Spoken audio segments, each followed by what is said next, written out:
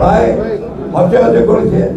আপনি চারদিকে তাকিয়ে দেখেন সবাই বুড়ো মানুষ, আমি সহ, তাই তো নাকি সেখানে আসে তাই তো। এখন আমাদের তো দিন শেষ। আমরা 1971 সালে যে যুদ্ধটা করেছিলাম, মুজিবর আছে নাকি না মারা গেছে, অসুস্থ।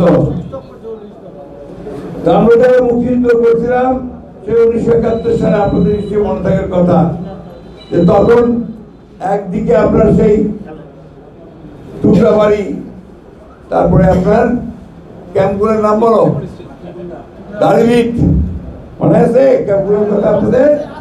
মনে তো কয় না, আছে, এরা আছে। এই আনিসুল হক চৌধুরী, আপনার নুর করিম সাহেব হাফ প্যান্ট পরে একটা দড়ি দিয়ে প্যান্টটা বাঁধছে, দড়ি দিয়ে, মনে আছে নুর করিম সাহেব?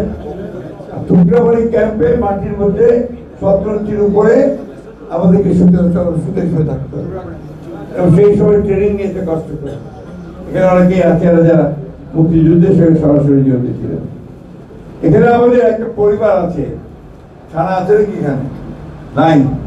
যে পরিবারটা 3 ভাই থাকুক আর একসাথে তাদেরকে ওই যে আপনার আশুগঞ্জে যে জুটমিল ছিল আমাদের রেজাউদ্দিন সাহেবের, সেই জুটমিলে তাদেরকে হত্যা করা একসাথে। এখানে গাটিভাঙ্গা আছে না, কত মানুষকে হত্যা করা হয়েছে মনে হচ্ছে আপনাদের? সুতরাং মুক্তিযুদ্ধ আপনারা পড়েছেন, আপনারা কিন্তু পড়েছেন একটা স্বাধীন দেশ করবার ঘোষণা দিয়েছিলেন আমাদের স্বাধীনতা ঘোষক শহীদ প্রেসিডেন্ট জিয়াউর রহমান, মনে আছে আপনাদের?